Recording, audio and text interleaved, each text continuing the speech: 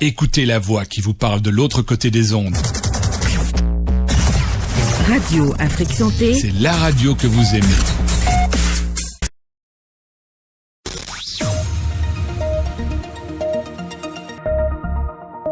« 19h à Cotonou, 18h en temps universel. »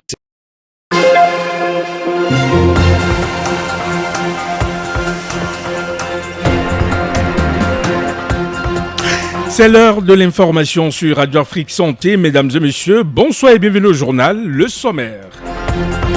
Dans le cadre de la lutte contre la menace terroriste, la République populaire de la Chine appuie le Bénin. Elle a offert à l'armée béninoise des matériels militaires. Le point à suivre dans ce journal.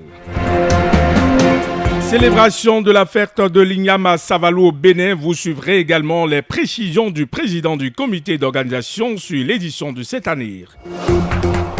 Et puis en sport, on parlera des éliminatoires Ligue des champions féminines de la CAF avec la compilation de Ange Sunja. Ainsi se présentent les titres de 19h. Les détails tout de suite. À nouveau, bonsoir. La République populaire de la Chine appuie le Bénin dans la lutte contre la menace terroriste. Dans ce cadre, elle a offert le mardi 13 août 2024 à l'armée béninoise des matériels militaires. Les précisions avec vous, Ginette Fleur-Adandé.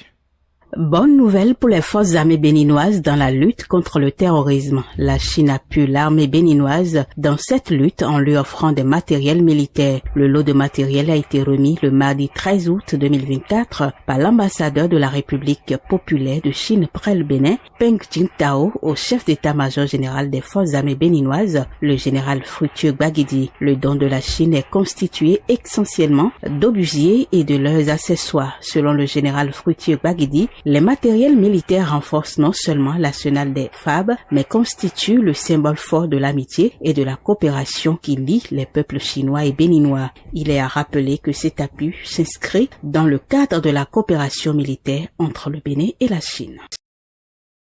Ginette Fleur-Adandé, merci à vous. Que dit-on d'autre au plan national? La réponse avec vous, Chris Ange Sunja. Les 14 membres de l'équipage du navire SPSL Udeme qui s'est échoué sur la plage de Fidjosé dans la nuit du 29 au 30 juin 2024 et 3 hommes en uniforme parmi lesquels figurent 2 agents de la marine et un policier vont comparaître devant le juge de la Criette ce mercredi 14 août 2024. Ces personnes sont poursuivies pour divers délits liés au navire qui a échoué à la plage de Fidjosé. En dehors de l'équipage et les hommes en uniforme, l'acheteur du gasoil est aussi en détention provisoire en attendant son procès. Le navire SPSL Udeme, qui transportait plus de 200 tonnes de gasoil, s'est échoué au large des côtes béninoises. Toujours au Bénin, le président de la Cour constitutionnelle, Dorothée Sosa, a reçu en audience le mardi 13 août 2024 le bureau de l'Union nationale des magistrats du Bénin, UNAMAB, conduit par son président, Paul Djidjoho Fayinde. Les échanges ont porté sur les questions essentielles relatives à la justice béninoise, dont la détention anormalement longue. Ces rencontres sont essentielles pour améliorer le système judiciaire et garantir l'égalité et la sécurité juridique. C'est ce qu'a confié le président de l'UNAMAB à sa sortie du cabinet. À noter que Paul Djidjoho Fayinde préside aux destinées de l'Union nationale des magistrats du Bénin UNAMAB depuis le vendredi 24 mai 2024. Et pour finir, dans un communiqué conjoint, le ministère de l'Industrie et du Commerce et son homologue de l'Agriculture, de l'Élevage et de la Pêche ont décidé que la campagne de commercialisation 2024-2025 des amandes de karité au Bénin se déroule du 12 août 2024 au samedi 31 mai 2025. Filière agricole rentable et très cultivée dans la Tirigbe et à Malanville, le pays dispose d'environ 6 550 000 pieds de karité dans les départements de l'Atakura et de la Donga. Selon les chiffres officiels, pour la période 2022, le Bénin a produit 72 687 tonnes de beurre de karité et a exporté 6 410 tonnes en fin juin de la même année. L'Organisation internationale du travail OIT alerte sur l'anxiété croissante générée par la précarisation du travail. Elle se dit aussi préoccupée par le nombre de jeunes qui ne sont ni en emploi, ni en éducation, ni en formation. Suivons plutôt. La tendance mondiale à la précarisation du travail est à l'origine d'une anxiété croissante. Ceci surtout pour des jeunes qui aspirent à acquérir leur indépendance financière et à passer aux prochaines étapes de leur vie adulte, car plus de la moitié des jeunes travailleurs occupent des emplois informels. C'est ce que souligne le rapport de l'Organisation internationale du travail, OIT, publié lundi. Dans les pays à faible revenu, 3 jeunes travailleurs sur 4 n'obtiendront qu'un emploi indépendant ou un emploi temporaire rémunéré, observe l'OIT. Aucun d'entre nous ne peut espérer un avenir stable alors que des millions de jeunes dans le monde n'ont pas d'emploi décent et par conséquent se sentent en insécurité et incapables de construire une vie meilleure pour eux-mêmes et leurs familles, souligne le directeur général de l'OIT, Gilbert Rungbo, dans le communiqué. Le nombre total de jeunes chômeurs s'élève à 64,9 millions, a aussi indiqué le rapport de l'OIT. Si ce chiffre représente l'effectif le plus bas depuis 2000, il n'en demeure pas moins qu'il doit être davantage amélioré car, explique l'OIT, le nombre de jeunes de 15 à 24 ans qui ne sont ni en emploi, ni en éducation, ni en formation reste préoccupant. L'OIT met aussi en garde contre le nombre préoccupant de jeunes de 15 à 24 ans qui ne sont ni en emploi, ni en éducation, ni en formation. En 2023, un jeune sur 5, soit 20,4% de la population mondiale, appartenait à cette catégorie. 2 sur 3 de ces jeunes sont des femmes, précise l'organisation. L'agence spécialisée de l'Organisation des Nations Unies appelle à accorder une plus grande attention au renforcement des fondements du travail décent. Elle compte sur ce moyen pour contrer les angoisses des jeunes face au monde du travail et renforcer leur espoir d'un monde meilleur. Votre santé est notre priorité, transmise principalement par le contact avec du sang contaminé. L'hépatite C peut devenir chronique et entraîner des lésions hépatiques graves, y compris une cirrhose, voilà, j'y arrive, et un cancer du foie. Plus de précision avec Harold Rontonio. Donc, l'hépatite virale C aiguë, ça survient après une période d'incubation moyenne de 6 à 10 semaines. Donc, elle est aussi majoritairement asymptomatique. Donc, lorsque la personne est dans cette phase-là, vous allez voir la personne avoir les mêmes symptômes comme le palu, la fièvre typhoïde. Mais lorsqu'elle devient symptomatique, ça veut dire que c'est dangereux. Lorsqu'elle devient symptomatique, vous allez voir que ça a presque les mêmes signes que l'hépatite B. Mais en fonction du système immunitaire de la personne, ça peut évoluer en hépatite chronique comme ça peut se rester en hépatite aiguë. Si ça reste en hépatite aiguë, c'est pas dangereux pour la personne.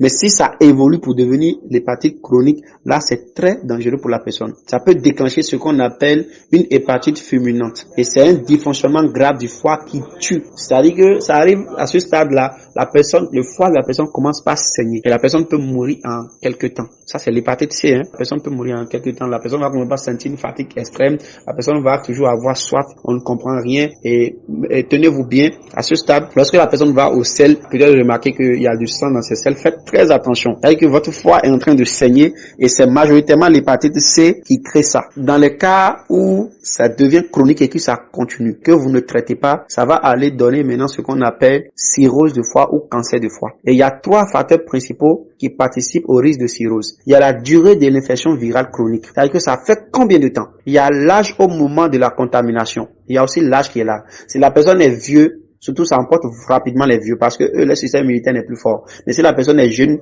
voilà, son système immunitaire est encore fort, il peut bien se défendre. Et puis maintenant, il y a l'association d'une consommation importante d'alcool. C'est pourquoi je dis, dès que vous savez que vous avez l'hépatite B ou C et que vous-même, par entêtement, vous continuez à prendre de l'alcool, vous êtes en train de vous tuer. Même si vous êtes en train d'utiliser des super produits, même si vous êtes en train d'utiliser des produits qui sont hyper efficaces, ça ne marchera pas. Parce que l'alcool est toxique pour le foie. Non seulement l'alcool est toxique pour le foie, votre foie est malade, mais encore à cela, vous ajoutez la consommation d'une substance qui est hépatotoxique. Donc l'hépatite C n'a pas des symptômes très particuliers. C'est la même chose comme le B, mais dans lui, son cas, lorsque ça commence à devenir chronique, ça peut rapidement tuer par une hémorragie foudroyante. L'hépatite C conduit plus au cancer et plus aux cirrhoses. Parlons société à présent, la femme occupe une place importante au sein de sa petite famille. Cette dernière consacre amplement son temps à son époux et à ses enfants afin de contribuer à l'épanouissement de la famille. Elle peut parfois être dans l'obligation de vivre des situations dont certaines sont causées par la présence de la mère de l'époux. Aux yeux de l'homme, entre sa mère et sa femme qui reste l'être important, certains hommes font entendre leur voix au micro de Radio Afrique Santé. C'est ma mère qui m'a mise au monde d'abord avant que je ne trouve femme et me marie. C'est vrai que les deux sont des êtres humains et tous les êtres humains sont chers dans ma vie. Je ne peux pas dire que telle personne est moins chère dans ma vie que l'autre. Mais ce qui est sûr, je dois plus privilégier ma mère plus que ma femme parce que ma mère sera toujours là pour moi. La femme peut me laisser partir, mais ma mère ne peut jamais me laisser, que quand soit ce qui arrivera. Ce serait juste de dire que ma femme ou ma mère est plus importante que l'autre. Les deux sont importantes. C'est vrai que d'aucuns diront que la mère est plus importante parce que c'est la mère. En notre langue, on dit assez mambe.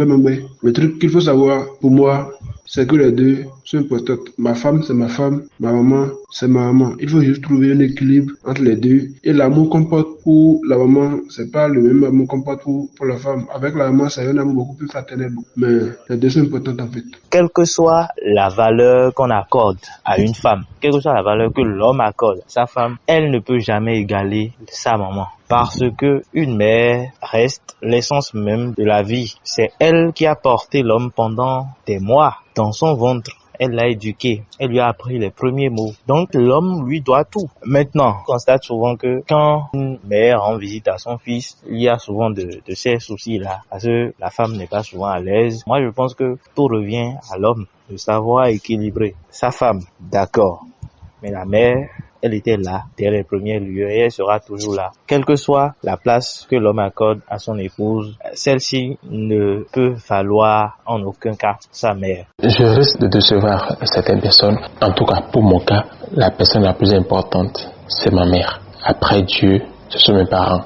J'ai fait 9 mois dans son ventre. C'est elle qui me connaît le plus. Du coup, priorité à elle. Elle est très très très importante, plus que tout dans ce monde pour moi. Au Bénin, la consommation de la première yam est conditionnée par plusieurs cérémonies pour dédier les premières prémices d'igname aux divinités avant la consommation de ce tubercule par la communauté. Selon les initiés, cet acte des humains envers l'invisible est le signe de la reconnaissance et la requête d'une bonne récolte pour l'année à venir. Dédicace des prémices des récoltes, signe de reconnaissance aux divinités. L'être humain a compris depuis la nuit des temps que c'est l'invisible Dieu le Tout-Puissant qui permet la pluie, au soleil et le vent de concourir à ce que la terre nous produise les éléments dont nous avons besoin pour notre vie et notre survie. On écoute. Selon notre culture à Savais, on ne fait pas la fête de l'Iyam. Ce qui est marrant de l'Iyam qu'on ne devait pas faire, que donc aujourd'hui, nouvelle Iyam est sortie. Je ne peux pas manger nouvelle Iyam aujourd'hui et demain, je vais entamer encore l'ancienne Iyam. Ça amène la maladie. Avant de commencer les activités, on fait des rituels. Donc on a déjà fait. Parce qu'on a des associations là-bas. On en a fait avant de commencer par acheter et venir vendre. Les chefs dignitaires vaudouillons là, ils ouvrent le couvent et ils présentent l'Iyam pour dire que voilà l'Iyam pour l'année. Maintenant que nos adeptes, notre famille, s'éloignent de toute maladie que la récolte de cette année apportera dans le monde. Donc là, il y a un sacrifice là qu'on fait et on dit que le sacrifice de Azoui. Quand on ne fait pas de rituel, on amène ici, ça peut entraîner la mévente. Il y a la mévente, même sur la voie aussi, parce que quand nous voyons l'Iyam là, c'est quelque chose, on ne sait pas comment il faut l'expliquer, c'est sacré. Donc quand on ne fait pas de rituel, il peut y avoir des accidents sur la voie par exemple, c'est normal. Donc les rituels, c'est trop bon. Et parlant de l'igname, il faut présenter les prémices des récoltes pour avoir la bénédiction de l'invisible qui a rendu favorable, voilà, j'y arrive, toutes ces choses. Et en même temps, demande à la terre, aux divinités, à Sapata, l'entité qui gouverne la terre, une meilleure récolte pour l'année prochaine, avoir des greniers assez remplis, ce qui voudra dire avoir assez de nourriture et avoir des individus qui se portent mieux. Et parlant de l'igname, vous n'êtes pas sans savoir que Savalou est au cœur de toutes les attractions dans le cadre de la fête de l'Igname célébrée chaque 15 août. Delidi Wendo, président du comité d'organisation, donne les précisions sur l'édition de cette année. Le 14, ce serait la effervescence même de la fête où nous allons assister à la première, c'est-à-dire déjà à 9h, 9h30, à la cérémonie de la coupure de la nouvelle IAM, suivie de la consultation du FA. Et ça sera fait au palais, mais dites-vous que le monde que ça draine, palais ne pouvant pas supporter le monde que cette cérémonie draine, nous l'amenons au carrefour des feux, carrefour Tchéti, c'est là où tout va se passer. Et après cela, il y aura une réception organisée par Dada Gafon, Gaïhun Tofa, Bagidi 15 rois de Savalou. Cette réception sera organisée sous son autorité, le roi de Savalou bien sûr. Et après cela, nous allons assister aux manifestations diverses.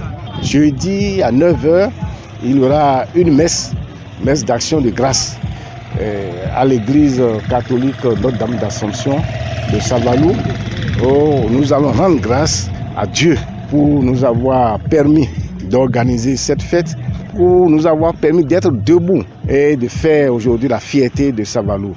Et après cela, il y aura une réception organisée par le maire de Savalou, président du comité d'organisation de cette fête. Et cette réception aura lieu à la résidence officielle du maire, toujours dans le feu là. Dans la soirée, vous allez suivre des manifestations diverses. La communauté de Savalou a une date historique, une date qui a transpercé le cœur des fils et filles de Savalou sur le plan religieux. Et nous l'avons associé. On a associé cette fête puisqu'il faut reconnaître que Savalou est une ville fortement culturelle et la religion traditionnelle est fortement assise. Mais on a su gérer.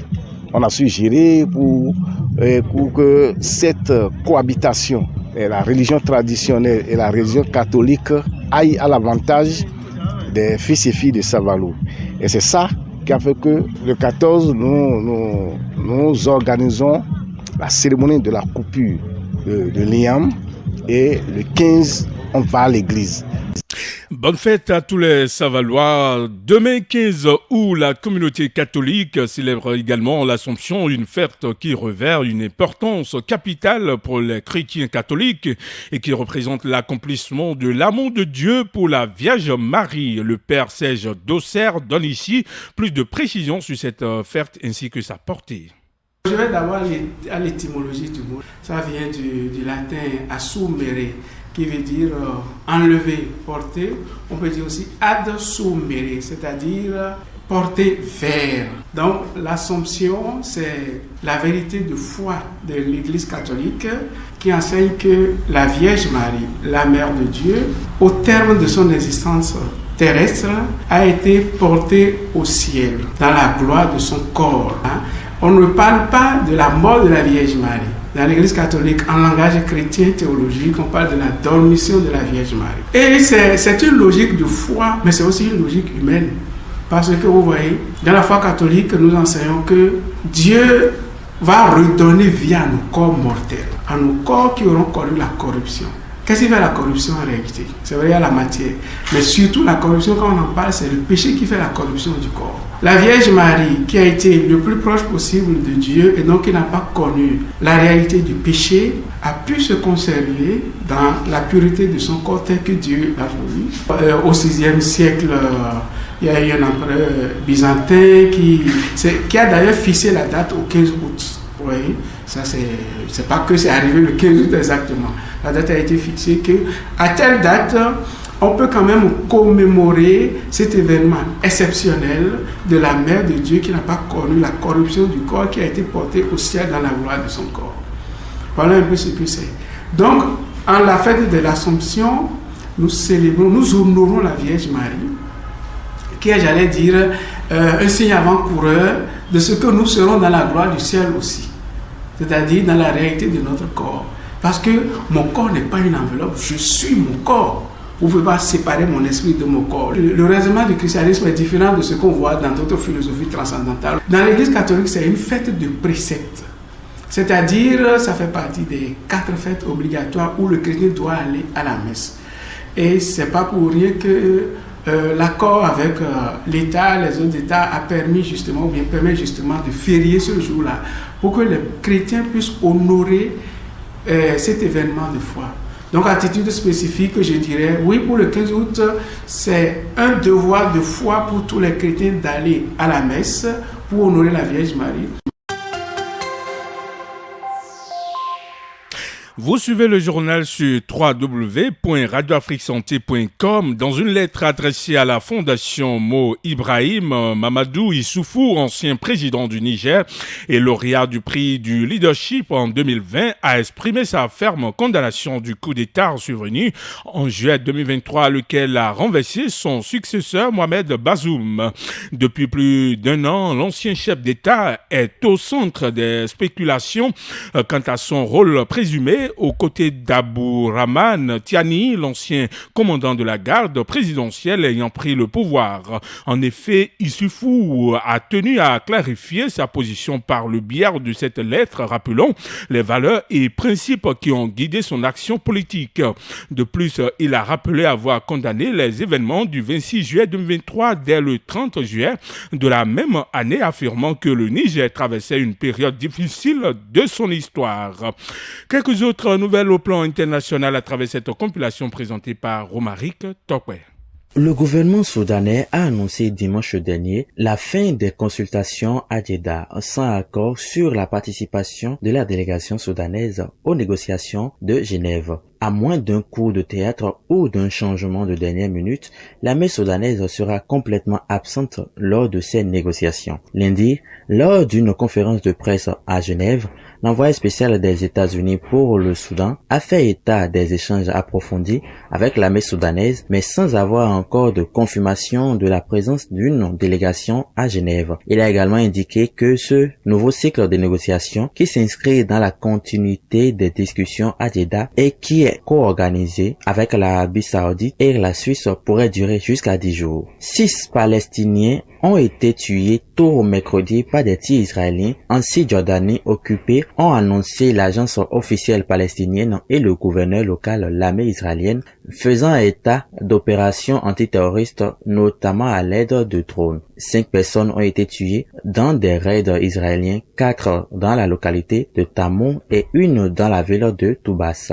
a déclaré à l'AFP le gouverneur de Toubas, Ahmad Saad. L'armée israélienne, a-t-il ajouté, retient les corps des 5 hommes, une mesure de rétorsion à laquelle les forces israéliennes recourent régulièrement en Cisjordanie. L'armée israélienne, de son côté, affirme avoir lancé une opération antiterroriste à Toubas, éliminé un terroriste et en avoir touché d'autres lors d'échanges de tirs. Et pour finir, pour empêcher les demandeurs d'asile et sans-abri de camper avec leurs tentes, des clôtures ont été érigées tout le long d'un canal dans le sud de Dublin. L'Irlande fait face à une crise de logement depuis des années, à laquelle s'est ajoutée une crise de l'accueil des demandeurs d'asile. Ces barrières devraient rester en place au moins jusqu'à la rentrée.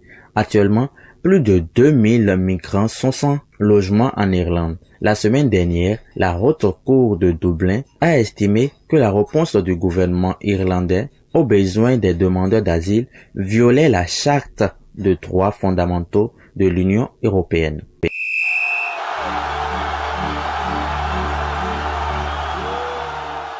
Et c'est la page des sports éliminatoires. Ligue des champions féminines de la CAF a innové en demi-finale après ses 2 victoires en autant de matchs en phase de groupe du tournoi qualificatif qui se déroule en Côte d'Ivoire.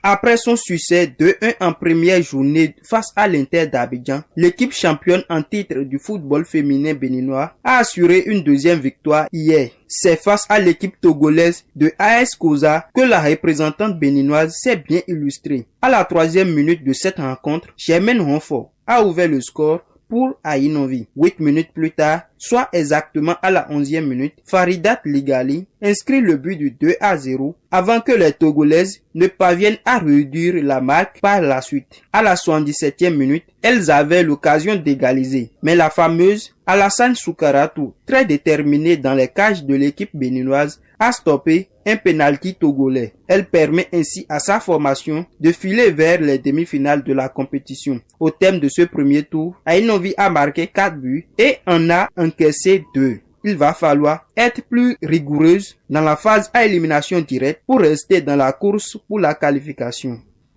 Ange Sundia, on parle des Jeux paralympiques et vous nous dites que 2 athlètes représenteront le Bénin dans cette messe sportive qui se déroulera du 28 août au 8 septembre 2024 à Paris en France. Après les Jeux olympiques, place aux Jeux paralympiques dans la capitale française. Le Bénin sera représenté par 2 athlètes. Il s'agit de Faisal Achiba, spécialiste du 100 mètres et du 200 mètres, qui a remporté le meeting international para-athlétisme de Marrakech sur 200 mètres et décroché l'argent sur 100 mètres et le bronze en saut en longueur. À ses côtés, Marina Hundaloan, médaille d'argent au lancer de javelot et de bronze au lancer de poids. À noter que les Jeux paralympiques sont réservés aux athlètes atteints de handicap physique, visuel ou mental. Nous sommes à la fin de cette édition de 19h à la mise en ligne Parfait à Fodéou. Devant ce micro, je suis Marcelin Baguidi. Merci de rester fidèle à Radio Afrique Santé.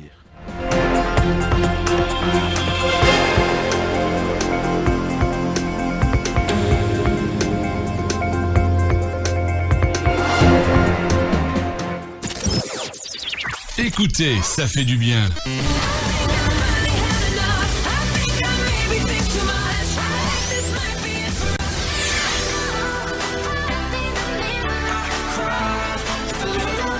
Oh oui, ça fait du bien.